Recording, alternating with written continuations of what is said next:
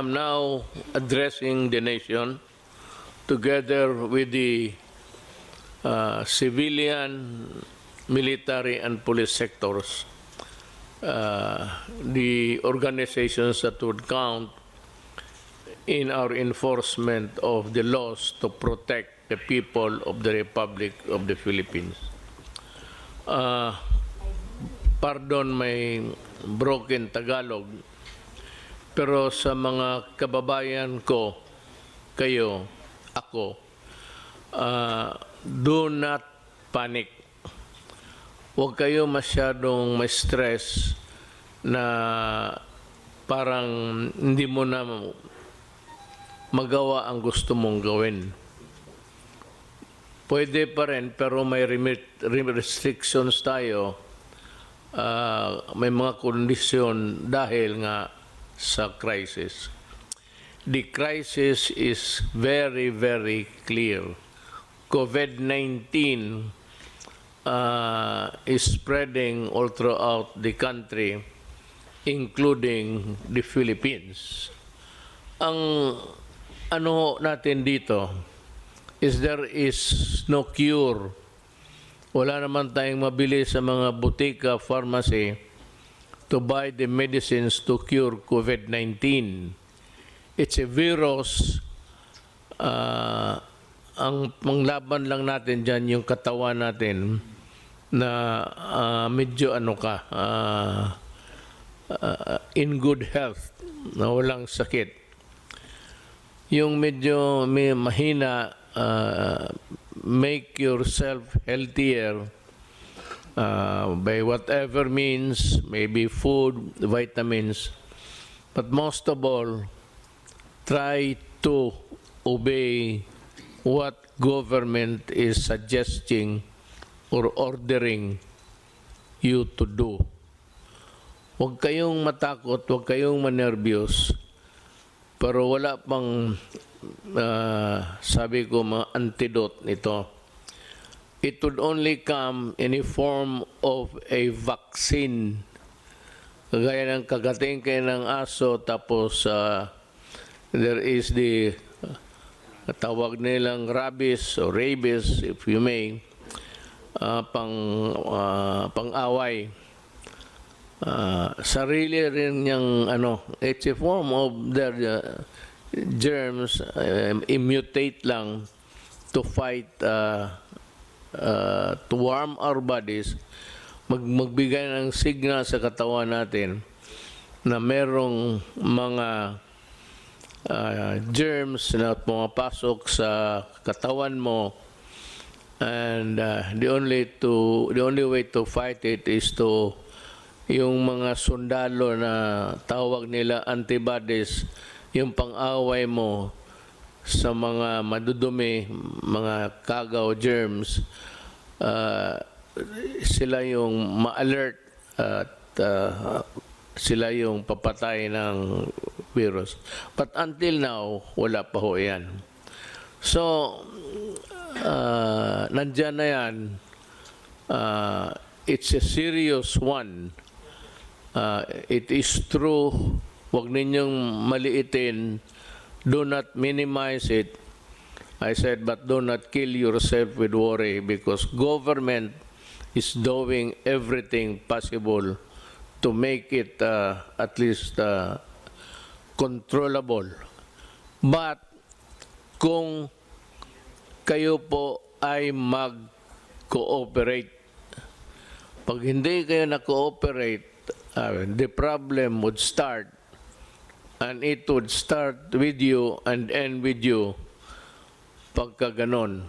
So, yung mga sinasabi na social distancing, sundin lang po ninyo, at yung mga binibigay na well ahead ng Department of Health, sundin ho ninyo kung anong sinasabi ng mga doktor, kasi sila po ang marunong niyan. Ang military, ako, lahat na hindi doktor, walang alam, wala kaming maitulong sa inyo. It's only the medical people and medical experts who can help us. So listen to them. Dito sa atin, it's Secretary Doke, and Secretary Doke would articulate kung anong nalaman niya, anong bago na pumasok na impormasyon, and he would tell us what to do. So it's very important to give credence to what he says.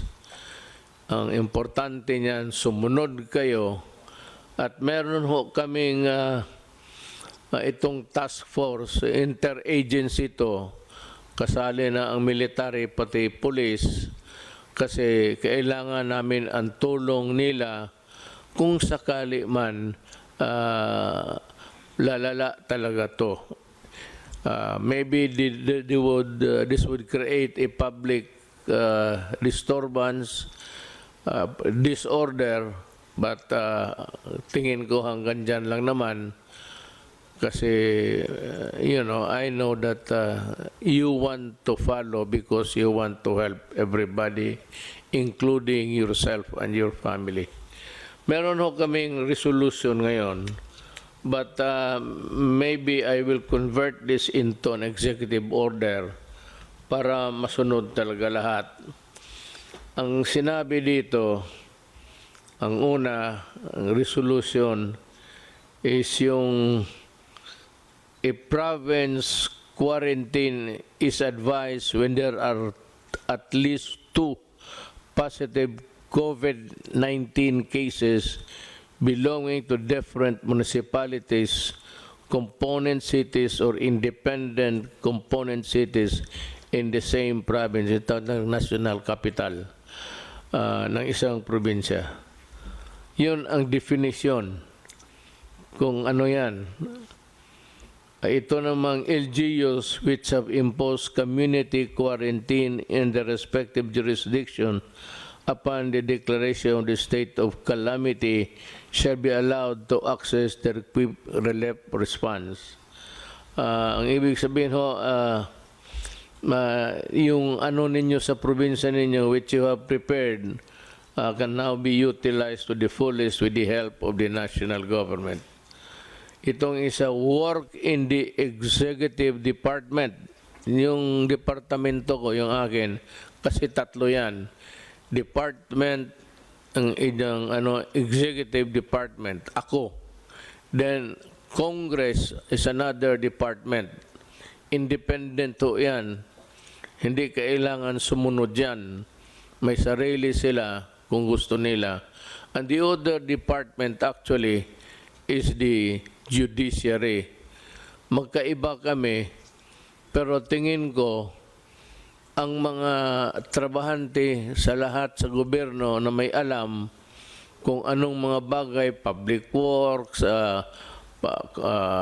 tourism, nandito sa departamento ko. Yung public health, nandito sa akin, so sila yung inutusan kong mag-aral at ito nga yung mga resulta namin. So work in the executive department shall be suspended during this period.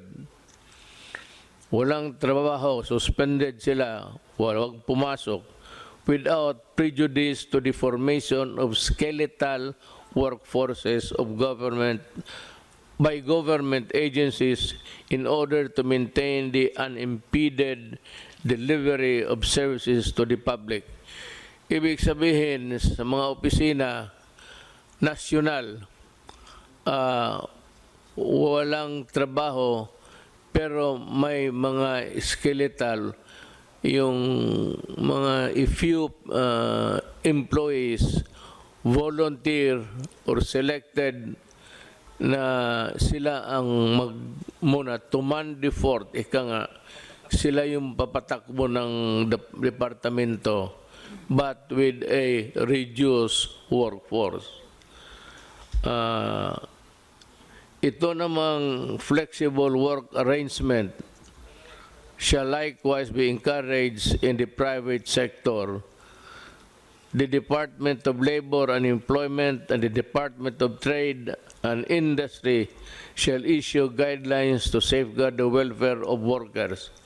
All manufacturing, retail, and service establishments are advised to remain in operation during said period, provided that strict social distancing measures are required to be observed by the respective management.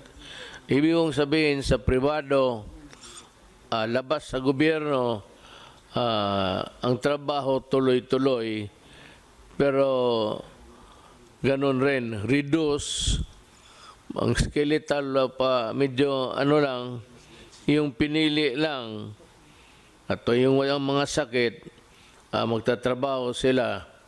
But ang may-ari ng factory o anong klaseng negosyo mo, warehouse, see to it that they are taken care of by their mga management. Huwag ninyong hayaan ang mga trabahante ninyo. Mass public transports, including the light rail transits, the metro rail transit, and the Philippine National Railways shall continue in operation. Tuloy-tuloy ho ang trabaho ninyo, provided the Department of Transportation shall issue guidelines to ensure social distancing in said public transport. Ibig sabihin, tuloy-tuloy ang trabaho ninyo, pero ang social distancing, yung distansya mo to the other fellow, medyo malayo. Kasi pag nag-ubo siya o umatching, at least yung germs niya hanggang doon lang, hindi niya maipasa because there is the distance. Kaya it behooves upon the transportation department to come up with the guidelines based on what the health department orders. Lahat dito po, ang pinaka-importante, pinakatigas, ika nga, ang Department of Health. Kung ano man ang gagawin natin, kung anong iutos nila para sa atin, susundin talaga natin. Hindi ako, kung hindi si Dr. Duque ng DOH. Land, domestic air, and domestic sea travel to and from Metro Manila shall be suspended beginning 15, 2020, March 15, 2020, and to end on April 14, 2020 sa alas 12, subject to the daily review by the Interagency Task Force. So, walang lumipad, ang mga travel is limited, pero itong mga railways sa baba, okay yan. At the same time, observe again social distancing. Pero sa aeroplano po, beginning March 15, 2020, March 13 tayo ngayon? 12. Oh. March 15, midnight, from it takes its force and effect. So, tandaan ho ninyo yan. Pero subject again to review day to day. Tingnan namin kung ano ang nangyayari. Kung if there is a slowdown in the contagion, or ganun yan medyo mawala lang ng kanya, that is the history of itong mga sakit na ito. They come and go in every 2 or 3 generations. Meron talagang problema na itong binigay sa atin at wala tayong magawa.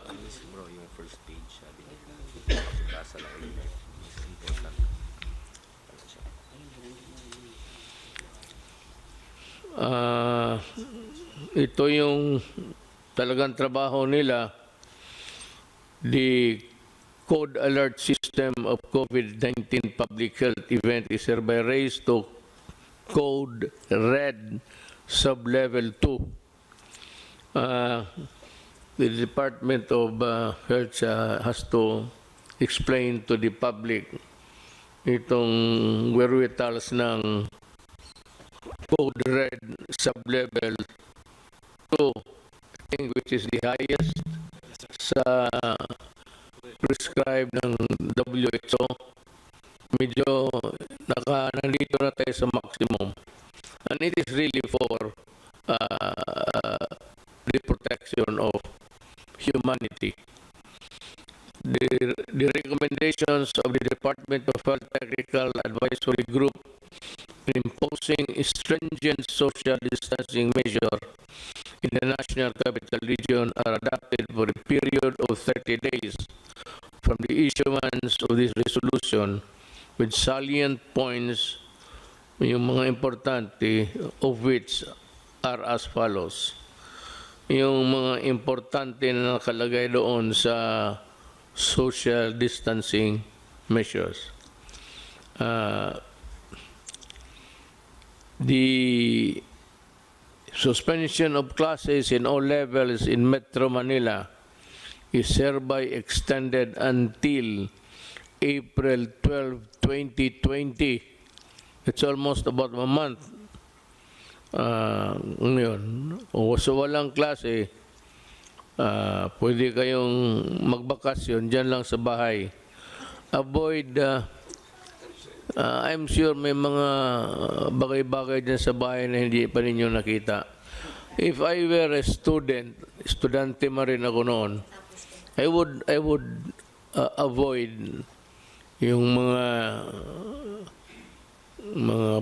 bar, ano dyan, mga nightclub, maraming tao, where people congregate, tapos nandyan malapit kayo.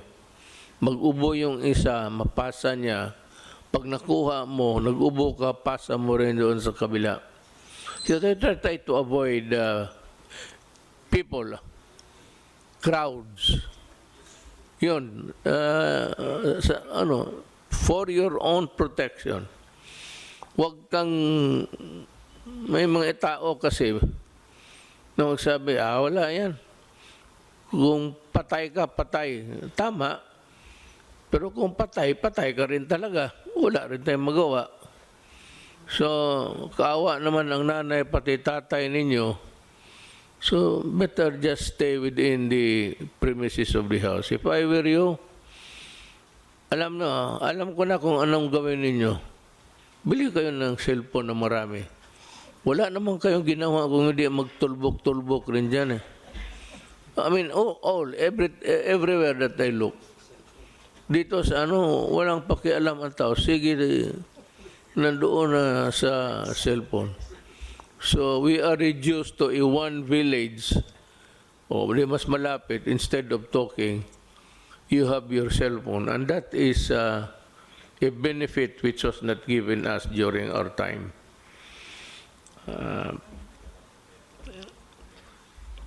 Number one, the suspension of classes in all levels in Metro Manila is hereby extended until 2012-2020, provided that all students shall continue to fulfill their educational requirements during said period. Anong ibig sabihin?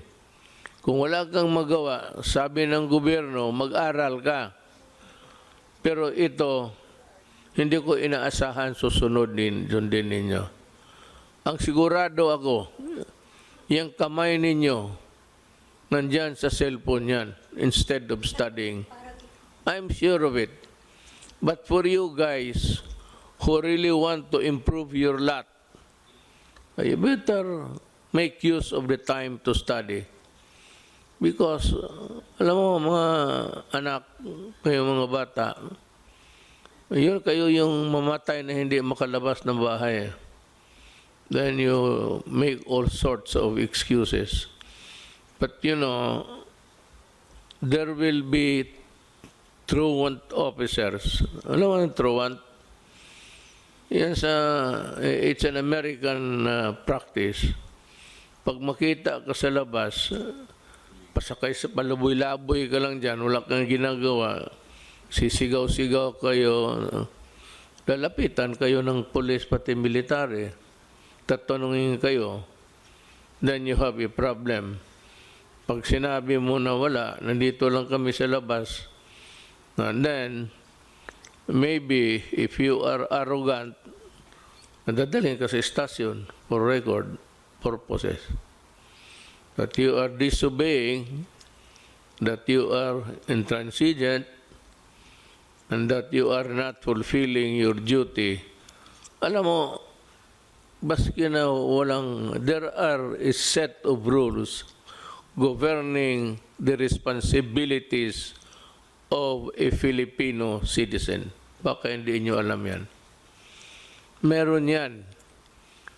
So, you have duties to perform also. Avoid trouble with the law, avoid trouble with anybody, just in the meantime, follow. Better just stay home and study. That is my advice. Pero kung ayaw ninyong sundin, you stick with your cellphone, ang gagraduate niyan, ang cellphone mo, hindi ikaw. Wala tayong magawa. Mass gatherings defined as a planned or spontaneous event where the number of people attending could strain the planning and response resources of the community hosting the event shall be prohibited during said period. Yung magplano, whether nakaplano kayo na mag-meeting o may rally, either naplano na ninyo, spontaneous na, sige, mag-ano tayo, gawin ito natin, total, wala na rin tayong gawin, ganito na ang magsayawan na lang tayo. You know, I do not want anybody interfering in your enjoyment as a citizen of this republic. Ayaw ko na masita kayo ng police pati military. It could be messy. Kasi yung iba sa inyo suplado, and itong mga police pati military, they have their orders to enforce. So that if you are in this category of a grupo kayo tapos magmalapit, yung social distancing is no longer obeyed, and you are violating the rules, and if you insist, it is one of a just mere confrontation to something like disobedience, which is punishable under the revised penal code. Kung makipag-away ka, it becomes baka masuntok mo then it becomes an assault on an agent of a person in authority. In which case, from a simple violation of a rule, it will now ripen into a crime that is punishable by law. And you can go to prison. That's the problem. Ayaw ko. Ayaw ko na masita kayo ng military pati police. But ako sa inyo, if you are advised, just obey. Wala namang mawala sa inyo. Total sa inyo yan eh. It's for your own good. Hindi naman ito para sa amin. Kung I hate it, but you have to do it because there is a crisis that is engulfing the country right now. Community quarantine is hereby imposed in the entire of Metro Manila.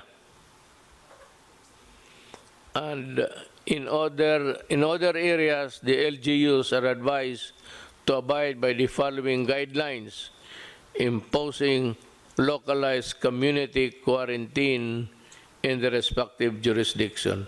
For Manila, may ayaw namin gamitin yan, pero kasi takot kasi sabihin lockdown. But it's a lockdown. There is no struggle of power here. Walang away dito, walang gera. It's just a matter of protecting and defending you from COVID-19. That's about it. It has nothing to do with the power of the military or the power of the police, nor or my power and this guy is beside me. Hindi yan. It's not an issue of, it's just an issue of protecting public interest and public health. Yun lang. A barangay-wide quarantine is advised when at least 2 positive COVID-19 cases belonging to different households in the same barangay. Kung sa isang barangay may dalawa na infected, medyo i-quarantine na ninyo yung barangay ninyo. Itong problema sa dalawa, sabihin na it behoves on the barangay captain actually. The barangay captain is under the administrative code is a person in authority. That's why kung makipagsuntukan ka ng barangay captain because he is enforcing the law o awayin mo, pareho ang kasalanan mo kung lumaban ka sa police or sa person in authority. Mabigat ang barangay captain and teachers also. Teachers, because of the nature of their work, are persons in authority because they are made so by the law itself to give them the stature in relation to the work of trying to mold and teach the Filipino students. Kaya ang teacher rin, kung utosan ka, sunod ka, pareho sa barangay captain. Now, if the barangay captain would ask the teachers to help in the enforcement, you better obey because they are in the exercise of teaching the persons there of the barangay of the dangers is part of their work. Then you have the municipality, citywide quarantine is advised when at least 2 positive COVID-19 cases belonging to different barangays in the same municipality. Kung sa munisipyo kayo, tapos isang barangay dyan, may dalawa na tinamaan ng COVID-19,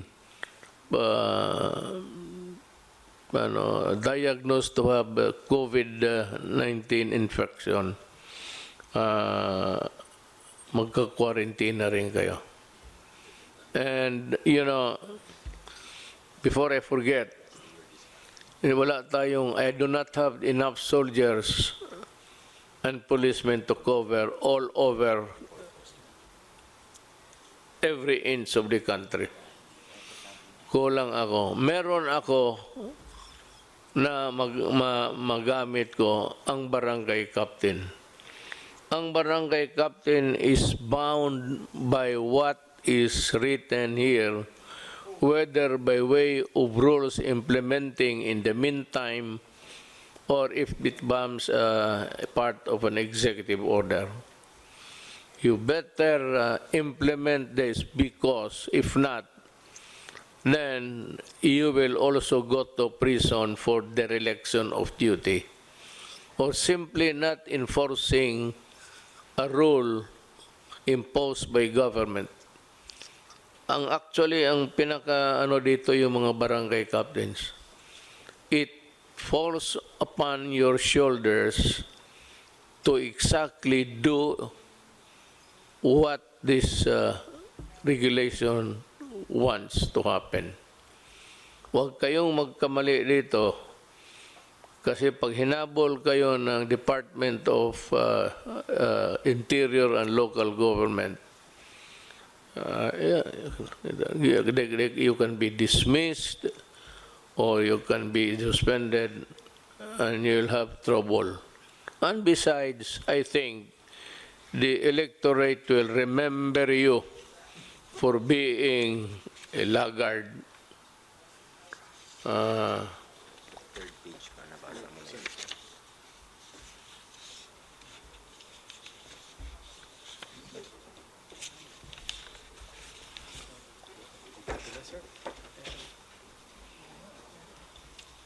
Son.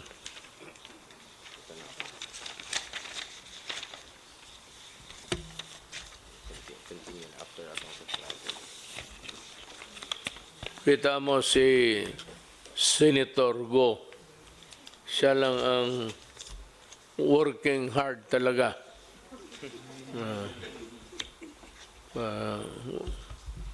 Yan ang public official.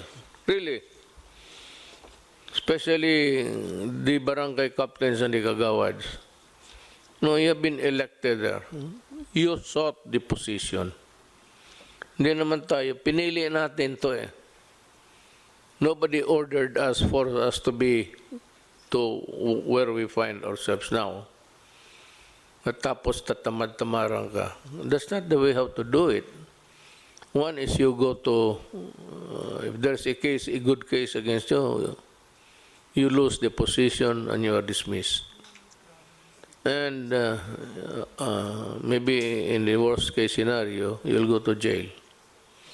Better be always be reminded of that duty. Pinili mo yan, huwag kang magtamad-tamaran kasi matatamaan ka. Ginusto mo yung posisyon, magtrabaho ka. The aforesaid measures shall be subject to close monitoring and reassessment after the expiration of 7 days from the issuance of this resolution. You know, we will review. I have imposed upon the cabinet members and the entire members of this task force to be present every day. I know that it is hard for them. It is really an imposition. It's quite maybe a burden, but ganun rin ang sinabi ko sa kanila. Nandito tayo sa gobyerno. You choose to be a part of government, and there is a crisis with no solution in sight. Walang solution unless there is a vaccine by the grace of God na may makita o maimbento ng ating mga scientists. It could be the Philippines for all you know. But I'm just telling you what you're supposed to do. Ang isa is the LGU outside of the National Capital Region, yung labas ng Metro Manila, are advised to exercise sound discretion in suspending classes in the respective localities without prejudice to a determination by the national government to suspend classes if the situation so warrants. So, ang LGUs, may kunting leeway, and just a little elbow room para makagalaw kayo to respond to the crisis in the community. But it does not allow you to suspend classes on trivial and for, stupid reasons. It is only done because you have to protect them from the COVID-19. Yan lang talaga. Do not do it just to please everybody. Or sa bagay, I have I have full faith and confidence in our supervisors, teachers. I'm just saying that please do not do it the way others would want it to happen. Mas maganda yung walang klase, walang ganon. Wag mong gawin yan because in the following statements, the Philippine National Police and the Armed Forces of the Philippines, in coordination with the Interagency Task Force, shall be called upon to ensure effective and orderly implementation of the above measures. Hindi ito martial law. It is not a martial law. It's not even something extraordinary. But what is sought to be solved here is again, walang iba except to fight the virus and to exact compliance. Mas mabuti talaga yung maniwala kayo. Now, ang sunod, a meeting shall be conducted daily by and between the secretaries of the number of agencies of the IATF, that is the Interagency Task Force, sa COVID, including the Cabinet Secretary, Secretaries of National Defense, Environment, and Natural Resources, Trade and Industry, Social Welfare and Development, Education, Agriculture, the Chiefs of Staff of the Armed Forces of the Philippine Navy, Philippine Air Force, and Coast Guard, because in a total breakdown, I would need their help to carry on with the governance. Kailangan ko sila. Not to fight with you guys. Huwag kayong matakot sa sundalo ninyo. Sundalo ninyo yan. Ang armed forces is there to serve you. Sila yung sundalo ninyo. So huwag kayong matakot kung nandyan sila sa utos ng mga civilian authorities. Yung mag-utos sa amin, Department of Health Secretary lang naman eh. So, but when he says to the military and the police, you have to implement this. Obey them because they have the imprimatur of the civilian authorities. Huwag kayong do not try to play with martial law, military, and then. Pero ang sa totoo, ni total breakdown, public disturbance, alang-alang kami ang iharap mo, wala namang kaming, it's always the military who keep things in the country in order. Sila yan. Titingnan nila na everything is in order every day of their working days. Tingnan nila na ang Pilipinas safe at gumagana ang lahat ng mga tao, pati mga opisina.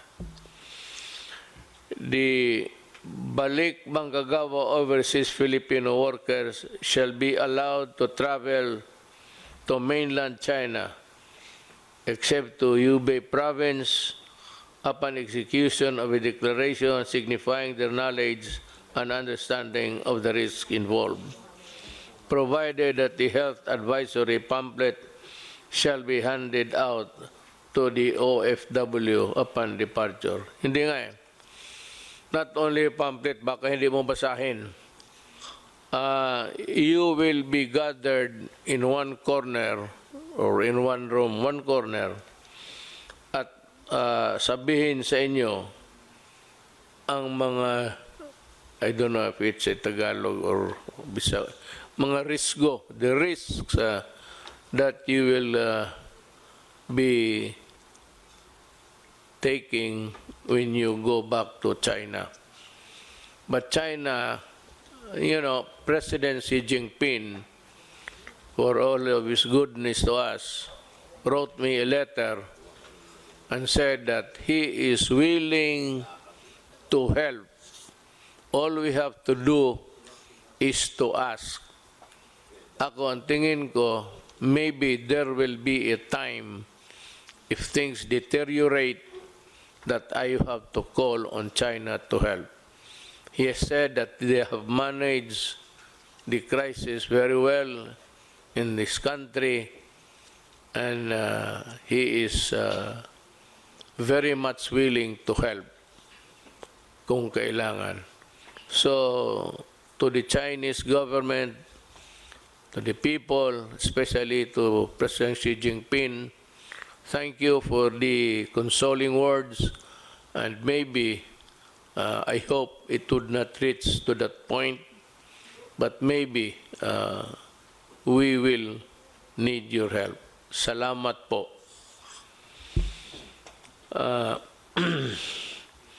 The entry travel restriction shall be imposed upon those traveling from countries with localized COVID-19 transmission, except for Filipino citizens, including their foreign spouse and children, if any. Holders of permanent resident visa, remember, Filipino, walang problema.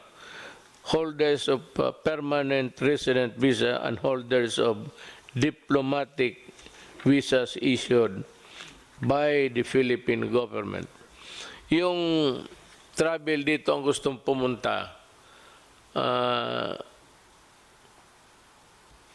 hindi tatanggapin, lalo na kung yung bayan nila has ordered a restriction sa travel. Mismo yung bayan nila hindi pumayag na mag-travel sila tapos pupunta sila dito, hindi rin natin sila tanggapin. But, ang Pilipino, pati yung pamilya niya, because they are Filipinos and this is their country, they are very much welcome to come back. Lalo na sa panahong ito, if they want a more secure, comfortable place. Now, with regards to itong mga diplomat, hindi naman kailangan papasukin yan sila. Total, kung sabihin lang rin sa kanila, huwag kayong lumabas dyan sa embassy ninyo. Huwag kayo magpasyal-pasyal, dyan lang kayo. Kasi baka kayo pa ang magdala ng sakit ng ulo sa aking bayan. I don't mind Filipinos giving me a headache, but I certainly do not want anybody other than Filipinos to be giving me headaches. So yan ang yun ho ang maibigay ko sa inyo na payo.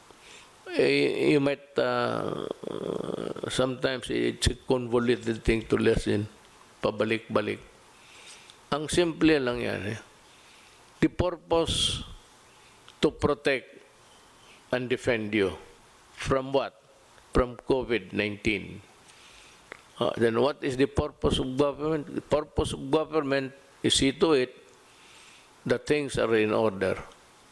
To do that, if things deteriorate, I said, the military and the police will maintain order. Kaya nga tawag niyan, peace and order. There has to be a peace, and that peace, nakalagay na orderly. There must be order in the country, and that is all. The purpose is to, I said, guard your well, sumunod lang tayo, lahat ng bayan ng buong mundo nauna pa sa atin. Tayo tinitignan lang kasi mabilis sa kanila. In Italy, it's 1,000 a day sila ang pasa ng contagion. Dito sa atin, medyo maliit pa. Pero numbers in a crisis can be, cruel. But overnight, makita mo, meron ng talagang mabilis na. So what we are trying to control is people with COVID na tapos yung ilayo natin yung healthy ones, sila yung i-target natin, not for anything but for their own good. They will be asked to maybe go to the hospital and seek treatment. Yung mga test ng test diyan sa para sa kung may infection ka o hindi. Libre yan. Libre, no? Libre, walang bayad.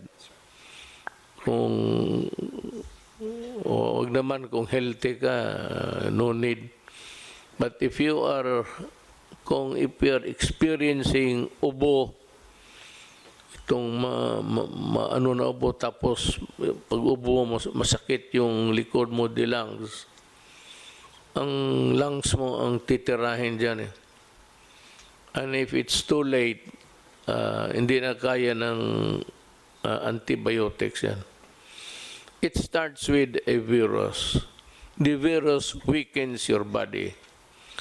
And it weakens your body, lahat na papasok, then it will kill you. Putang ina itong virus na ito, walang ginawa ganun. Papasok sa katawan mo yan, just like AIDS, makes you weak, then it allows other germs to come into your body, and you get sick, usually pneumonia yan. And it's virulent, so seek treatment as soon as possible. But we are here to serve you, and every day we are meeting and in contact with the rest of the country. Meron tayong struktura. The structure really, people are asking, what is your preparation? What's the structure? My God, yung structure natin is itong health. Meron yan silang regional all over. Then meron yung city health, provincial health. But yung national, yun yung mga regional health centers. They are already well equipped and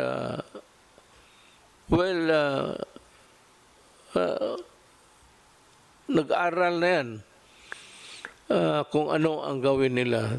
There is the structure. So, sumunod lang tayo at hinihingi ko sa inyo kunting pasensya lang. It's for your own good.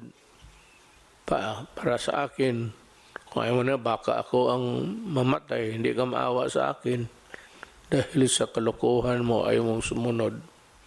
So, let's help each other at this time of our life because everything is placed in jeopardy. Delikado talaga. Totoo ito, crisis talaga ito. Kasi walang gamot. Okay? Salamat po. Thank you for listening.